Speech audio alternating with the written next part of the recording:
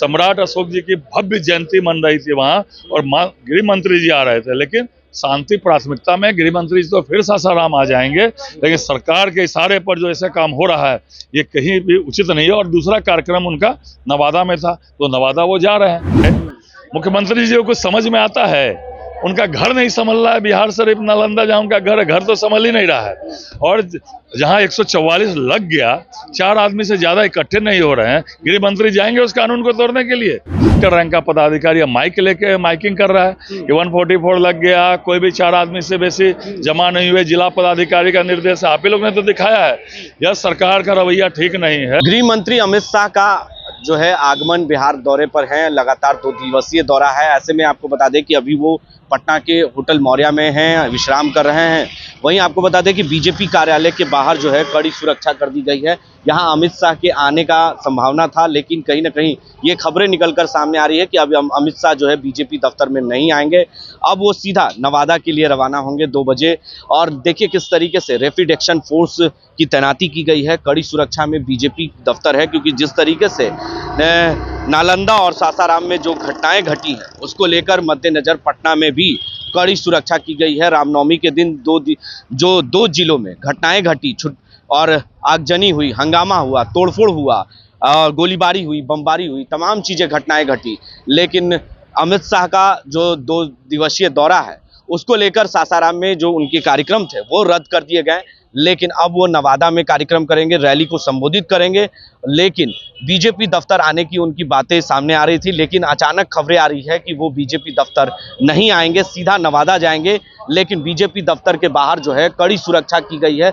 देखिए कई थाने की पुलिस यहाँ पर मौजूद है और रैपिड एक्शन फोर्स बुलाए गए हैं, क्योंकि किसी तरह की कोई अप्रिय घटना ना घटे, इसको लेकर जो है खास तौर पर मद्देनजर बीजेपी दफ्तर के बाहर कड़ी सुरक्षा की गई है। वहीं दंगा नियंत्रण वाहन भी यहाँ पर खड़ी है, सिटी मजिस्ट्रेट हैं, तमाम कई थाने की फोर्स यहाँ बुलाए गए हैं बीजेपी दफ्तर में। कोतवाली थाना, सचिवालय थाना, तमाम थाने की फोर्स यहाँ पर तैनात कर दिए गए हैं। आपको बता दें कि जिस तरीके से अमित शाह के आने की बातें सामने आ रही थी, हम बात करने की कोशिश करते हैं। बीजेपी के तमाम यहाँ पर नेता मौजूद हैं, संजय सरावगी भी हैं बीजेपी के विधायक, उनसे भी हम बात करेंगे। और देखिए सुरक्षा काफी चाक चौबंद कर दी गई है, क्योंकि 2 जिलों में जो घटनाएं घटी है उसके मद्देनजर देखिए गिरिराज सिंह भी पहुंच चुके हैं। देखिए साफ तौर से देखिए किस तरीके से गिरिराज जी जो केंद्रीय मंत्री हैं वो पहुंच चुके हैं, उनसे हम बात करने की कोशिश करते हैं। क्या कुछ कहेंगे, क्या कहेंगे सर?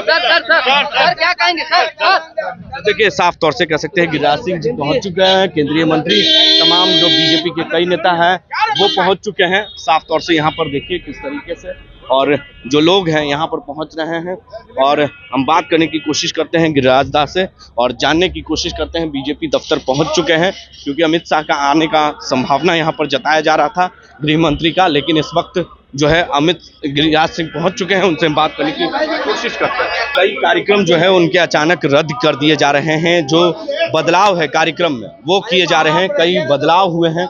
और देखिए किस तरीके से तमाम जो मंत्री हैं वो पहुंच रहे हैं, केंद्रीय मंत्री हैं, और गिरिराज सिंह भी पहुंच चुके हैं। हम बात करने और जो संजय सरावगी जी बीजेपी के विधायक हैं उनसे हम बात करने की कोशिश करते हैं और जानते हैं सर से।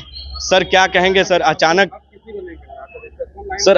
कई कार्यक्रम रद्द कर दिए जा रहे हैं गृह मंत्री के, क्या वजह? गृह मंत्री जी का 2 कार्यक्रम था, एक सासाराम में सम्राट अशोक जी की जयंती और एक नवादा में। तो सासाराम में तो 144 सरकार द्वारा लगा दिया गया, सरकार के इशारे पर प्रशासन ने लगा दिया, लेकिन सरकार तो कह रही है कि वहां 144 नहीं है। आप ही लोग ने तो दिखाया है कैसे शहर का थाना अध्यक्ष जो इंस्पेक्टर रैंक का पदाधिकारी माइक लेके माइकिंग कर रहा है कि 144 लग गया, कोई भी 4 आदमी से बेसी जमा नहीं हुए, जिला पदाधिकारी का निर्देश है। आप ही लोग ने तो दिखाया है, यह सरकार का रवैया ठीक नहीं है।